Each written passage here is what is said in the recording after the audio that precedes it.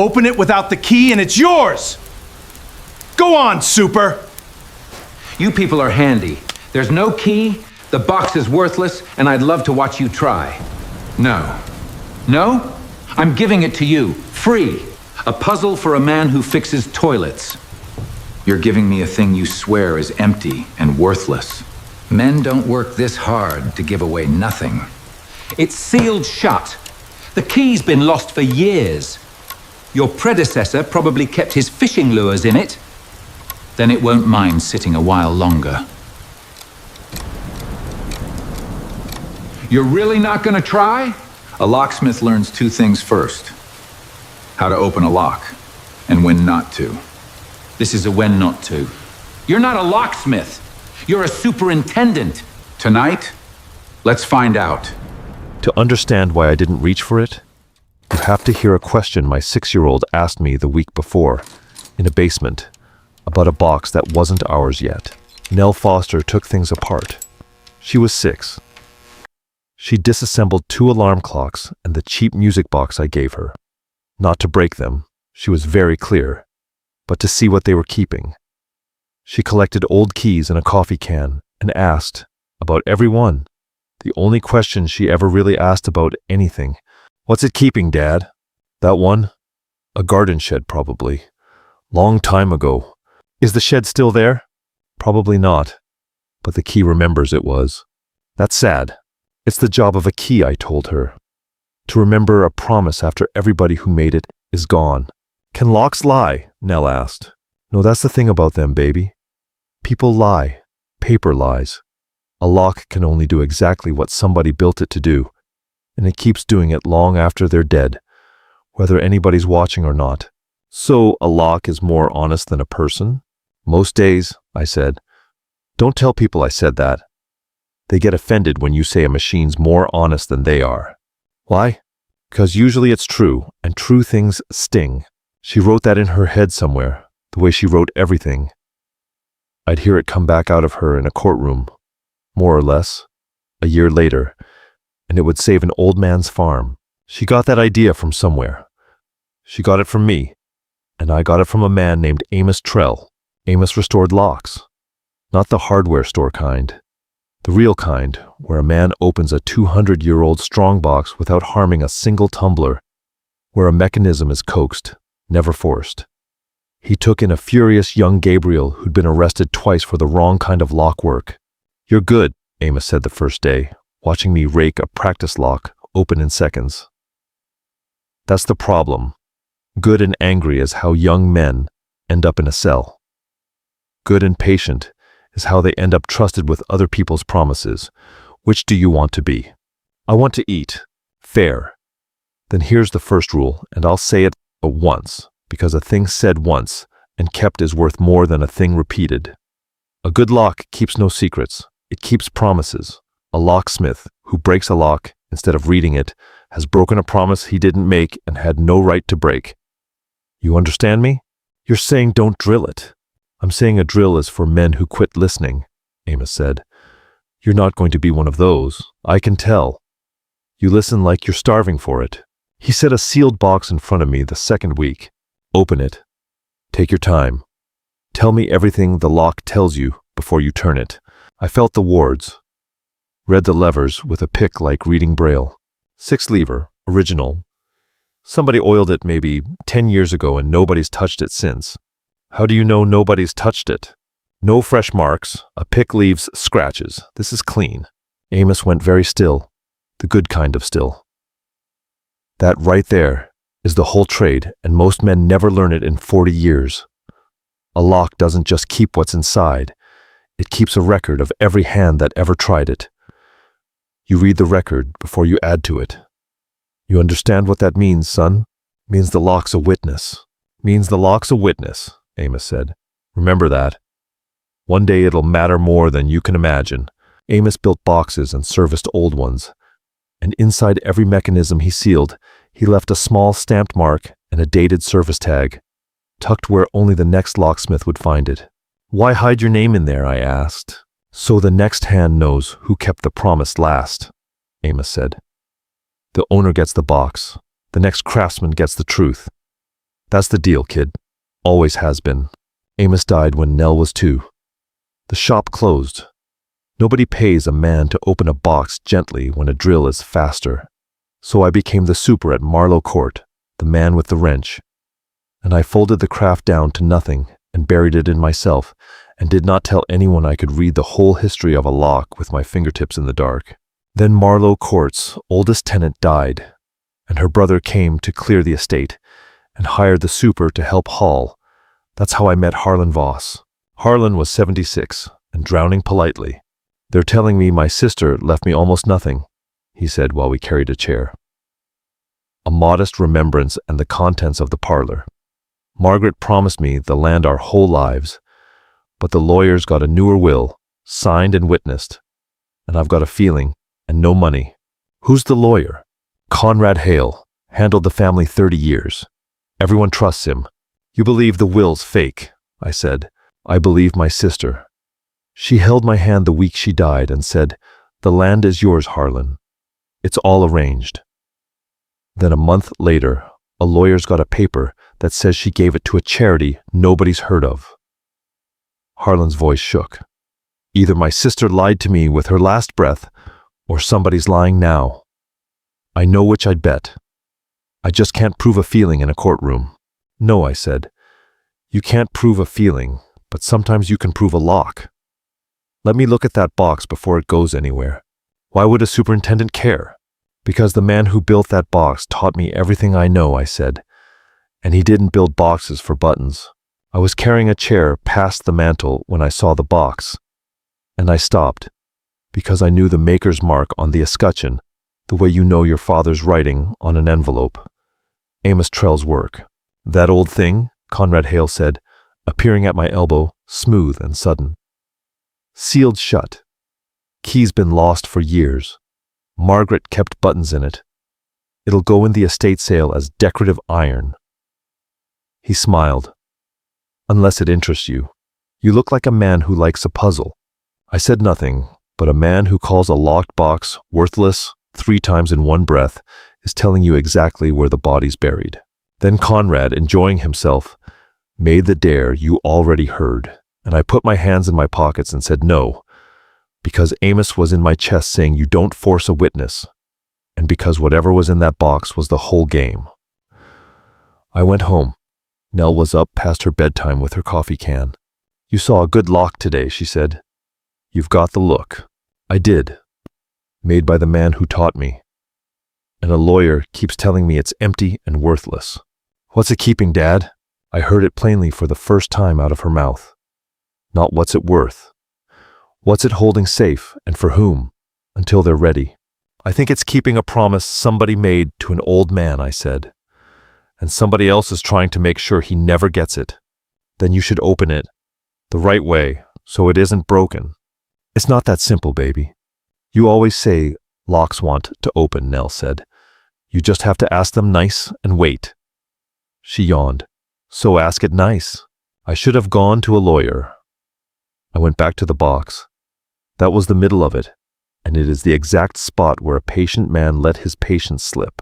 The estate sale was days away, and the box was tagged as decorative iron, lot 41. I had a key to the building and a reason to be in the parlor, and I used it. I came down at night and did the thing Amos would understand, and a court would not. I didn't force the box, but I took it, down to my basement workshop where my tools were, the picks and tension wrenches I hadn't touched in years, because I wanted to read the mechanism before Conrad could sell it for scrap. Under a good light, I read the lock without opening it. And I found 2 things. The first, on the underside where Amos always signed, the maker's stamp, AT, and beside it, on a small brass service tag, a date. Amos Trell had serviced and sealed this box in 1998, the second I understood without opening anything, and it sat me down on my stool. The lock had not been opened since. A lever lock that's been picked carries marks, tiny bright scratches, a wear pattern you read like tracks in snow, and this one was clean. Sealed in 1998 and never opened since. Whatever was inside had been locked away 27 years ago and had sat there, untouched, through everything that came after, including the year Conrad Hale produced a brand new will. I did not open it. That discipline saved me later, though it nearly cost me first. I photographed the maker's mark, the date tag, the pristine levers, and I carried the box back up to the parlor and set it exactly where it had been, because an unopened box was worth more than an opened one. Unopened, sealed on a dated day by a master, it was a clock. It said mechanically that nothing inside it had been placed there after 1998. And if there was a will inside from before 1998, then a will Conrad Hale produced in 2025 had a very hard question to answer. I made the decent man's mistake. I went to Conrad Hale. That box on the mantel is the work of a master locksmith, I told him. Sealed and dated in 1998. Given the dispute over the estate, it should be opened properly, by a professional, in front of witnesses, before it goes out in a scrap lot. Conrad did not get angry. He got warm. You've been handling estate property, he said gently. A tagged lot. In your basement, I imagine, with your little tools. Do you know how that looks, Mr. Foster? A superintendent, an ex-offender if I'm not mistaken, alone with a sealed box he now claims is valuable. A box only he has touched. I photographed everything. I took nothing. I think you saw an old box. And you know locks, and you've decided to insert yourself into a wealthy estate by claiming to discover a document, Conrad said, and the warmth cooled. If that box is opened and anything is found inside, the only fingerprints and the only opportunity belong to you. I'd stop now. You have a daughter. A man in your position cannot afford to be caught tampering with a will. A man in your position cannot afford to be caught tampering with a will. You keep saying tampering, I said. I keep saying, open it in front of witnesses. Those aren't the same word. One of us wants that box opened where everyone can see. One of us wants it melted quietly. A jury will notice which is which. For half a second, the warmth cracked. There is no jury. There's a probate judge, a valid will, and a maintenance man with a record and a story. Go back to your boiler, Mr. Foster. This ends badly for exactly one of us, and it isn't the lawyer. Boxes made by masters get court orders to be destroyed, I said. That's a strange amount of trouble for a thing full of buttons. And I watched him understand that I had noticed the petition, and I watched him decide right there to come after more than my theory. I had not told Conrad Hale I had a daughter. I walked out cold and understood two things. Hale was guilty, because an innocent executor says, let's open it and see. And Hale was better at this than I was, because he did not deny the box mattered. He simply arranged the world so that if it mattered, the mattering belonged to me, as a crime. The answer was not in the box, which now had my fingerprints on it, and my record behind it. It was in two places Conrad Hale could not reach. A lock is born in a factory with a serial and a keying code, registered in the maker's books. And a locksmith like Amos Trell kept a service ledger. Every job, every seal, every date, filed by a man who is dead and cannot be leaned on. I needed the registry and the ledger, and someone who could pull a probate record. I thought of Dolores Kane. Dolores had clerked the probate court 30 years and watched a great many polished men walk a great many old people out of their inheritance with paperwork, and never once been able to do a thing about it, because clerks file, they don't judge. She remembered me from a guardianship years back. How would a person confirm whether a filed will is the only will? I asked her. And how would a person tie a lock's serial to its maker's registry? She told me what the law allowed. Then she told me something the law had made her sit on for weeks. Conrad Hale petitioned the court 6 weeks ago, Dolores said, quiet, for permission to dispose of unsold estate chattels as scrap after the sale. Specifically, by lot number, a quantity of decorative iron. I processed it. I thought nothing of it. She heard her own words. He got a court order to destroy a box, Gabriel. Nobody gets a court order to throw away buttons. Why are you telling me this? I asked her. You could lose your job. Because in 30 years at that counter, I have watched this exact thing more times than I can count, Dolores said. A trusted man, a grieving family, a will that shows up late and clean. And the law almost always sides with the paper that got there first, because the law is built to trust documents, not feelings. She looked at me. The only times I ever saw it go the other way were the times somebody brought the court a thing that couldn't lie. A timestamp, a ledger, a seal. She did not smile. You look like a man who knows where a seal like that might be. I might. Then stop talking to a clerk, she said, and go get it. And Gabriel, file everything. The judge won't hear your voice. She'll only read your paper. Make the paper loud. The house copy of the estate inventory ran through Hale, but the box's own history did not. I wrote to the lock manufacturer, an old firm still in business, and asked the one question a registry can answer. When was this lock made, to what keying, and had a replacement key ever been issued against its code? And I wrote, in Harlan Voss's name, because a man ought to raise his own hand, to the estate of Amos Trell, whose widow still kept his service ledgers in good order, because she knew what they were worth, even if the world never had. The pressure came to a head the same week. The estate sale arrived, and Lot 41, the decorative iron, went across the block for the price of its metal, to a scrap buyer, and I watched Conrad Hale permit himself a small, satisfied nod as a master's sealed promise was carried off to be melted, except it was not melted.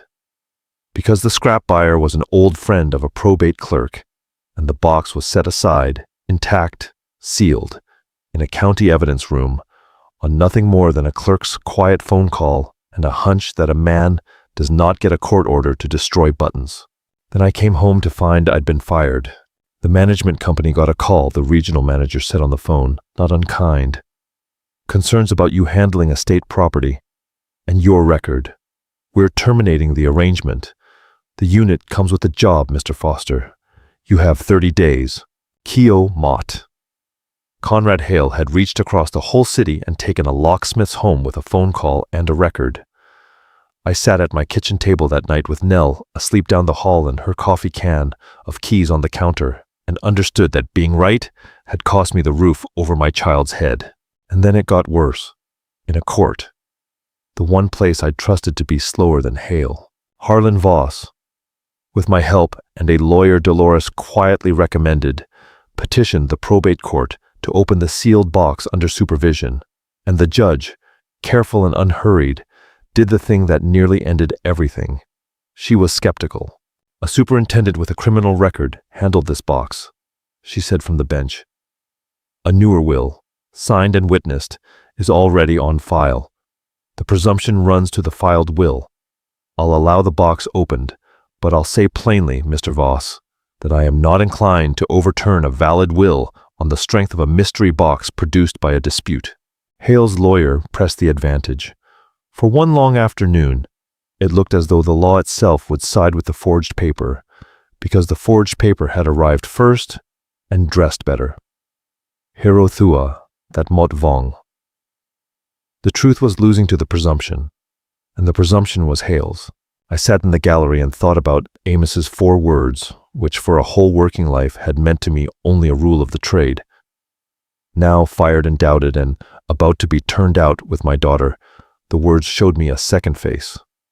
A good lock keeps no secrets. It keeps promises.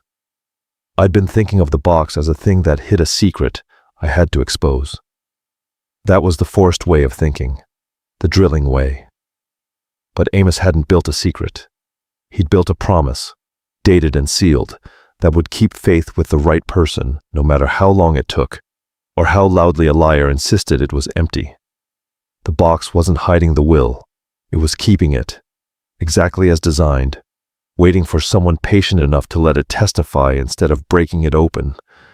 And the testimony was coming in the mail, from a factory and a widow, on paper Conrad Hale had never touched. The registry answered first. The lock was made in 1962 to a unique keying code, and no duplicate or replacement key had ever been issued against it. Ever. The box had exactly one key in the world, and it had not been lost to time. Someone had decided to call it lost. Then Amos Trell's ledger came, in his widow's careful hand. He'd have wanted you to have this reading, she told me at her door. He kept the crooked jobs and the clean ones both. This one he was proud of. Strong box for M. Voss, 1998. Sealed with a lead seal, stamped with his own mark across the lid seam, the way he sealed every promise, so the next hand would know the last hand kept faith. She showed me the ledger line, and the seal number written beside it. Is somebody trying to break a promise my husband kept? Yes, ma'am, I said. A lawyer wants an old man to lose everything his sister left him, and your husband's seal is the one thing standing in the way. She was quiet a moment. Amos used to come home from a job like that box and be pleased for a week. He said a good seal was a handshake you could leave for the future. She pressed the ledger into my hands. You were the apprentice. The angry one he wouldn't stop talking about. He said you had the best hands he ever trained and the worst temper, and that if you ever learned to wait, you'd be better than him. I'm still working on the waiting. Then this box is your final exam, she said. Don't force it. He'd never forgive either of us. Yes, ma'am, I said. And your husband, 27 years dead, is about to stop them. When the county opened the evidence room, the lead seal was there, on the seam, intact, unbroken, stamped A.T., exactly as a dead man's ledger said it should be. I did not open the box. Harlan did, in court, under the judge's supervision, with a court-appointed locksmith, because the last turn of the key belonged to the old man himself. But before it was opened, Harlan Voss stood up, an old man with a lawyer he could finally afford, and laid the three things on the table. He did not raise his voice. He had been coached by a super who read locks to reach no further than the mechanism allowed. First, Harlan said, the maker's registry. One key, made in 1962, never duplicated, in someone's control every day of its life. Second, Amos Trell's service ledger, and the lead seal it describes, sealed in 1998, stamped by a master dead for years. And here is that same seal, on the box in your evidence room, whole and unbroken, which means whatever is inside was placed there in 1998 and has sat, sealed, untouched, through my sister's death and through every will anyone has filed since. He set down a court record third. Here is Mr. Hale's own petition, 6 weeks ago, for an order to destroy this box as scrap, unopened, before anyone could look inside. So I have a question, Conrad, and you can answer it right here for this court to hear. If the box is empty and worthless, why did you need a judge's permission to destroy it before it could be opened? 3 links, the registry and the ledger and the seal, alive on paper and in metal no one could forge, least of all a dead master's stamp. The window, the seal date of 1998, which locked the true will away decades before Hale produced his own. And the concealment, Hale's own petition to destroy the evidence on the court's own docket. Harlan's question held all 3 and reached no further than the mechanism allowed, and there was nothing under Conrad Hale's feet. Your Honor, Hale's lawyer said, we don't dispute the box is old or sealed or well made. We dispute that a sealed box of unknown contents, produced by a superintendent with a criminal record and a grievance, should be permitted to overturn a will this court has already accepted as valid. Then open it, Harlan said, out of turn, and the judge let it stand. Open it right here, in front of everyone, and let's all learn together what my sister thought was worth a master's seal and 27 years of silence.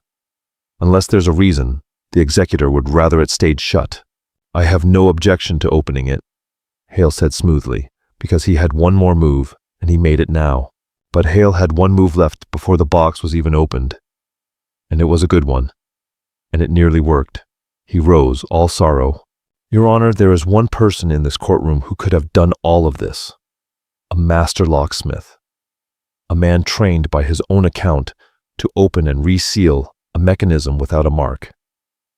He has admitted handling this box alone, in his basement, with professional tools. Who else could break a dead man's seal and forge a new one? Not me. I am a lawyer. Him. He pointed gently at me in the gallery. You are being asked to trust a locked box precisely because a professional lockbreaker tells you it cannot be faked. Ask him what he is capable of. And the floor tilted under me because it was the perfect inversion. KO high, the second win, turning my own mastery into the case against me. If the story had only the box and the locksmith, Conrad Hale walks because a man who can open anything can, in theory, fake anything. But the mechanism had kept one more promise, and it was not me who revealed it. It was the court-appointed locksmith, a stranger to all of us, who opened the box under the judge's eye and then, before touching the papers inside, did what good locksmiths do. Your Honor, he said, before we discuss the contents, I'm obligated to state what the lock itself shows. This lead seal bears oxidation consistent with decades, not weeks. A reseal shows fresh metal, and this shows none, and the levers carry no bright marks of any recent picking.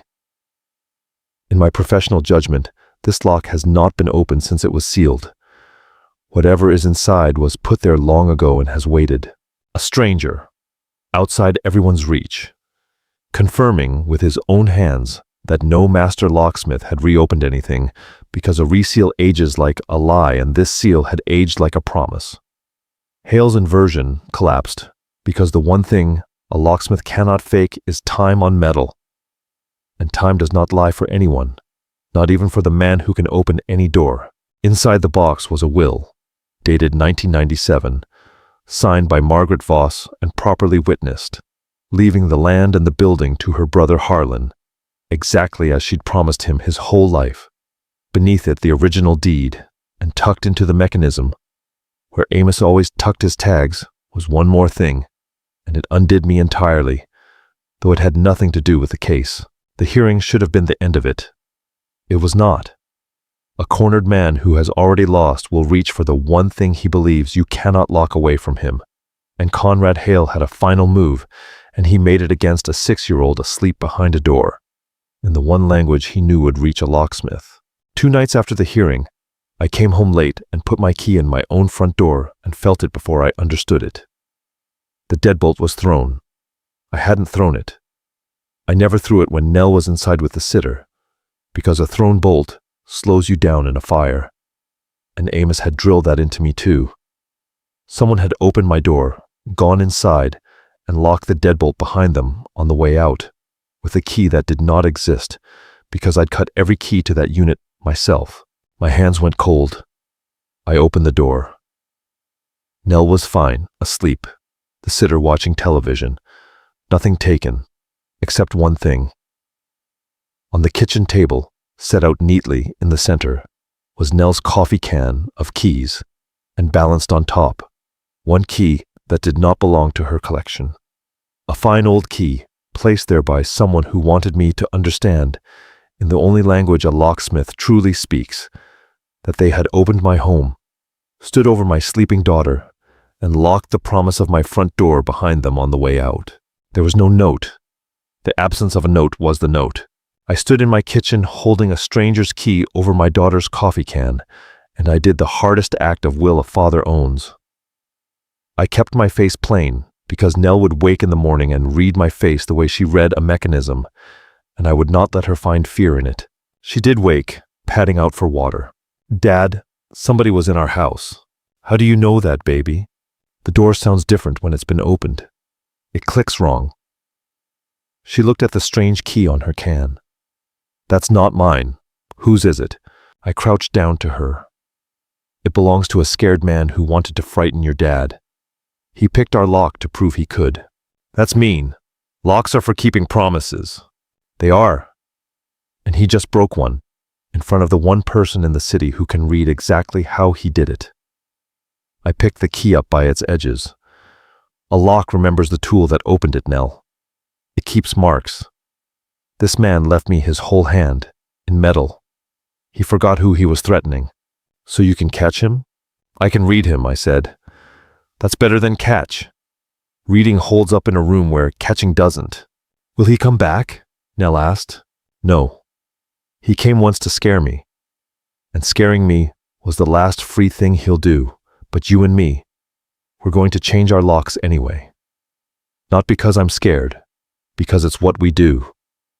When somebody breaks a promise, a lock made you make the lock a new one. Can I help? You're going to hold the light, I said. That's the most important job.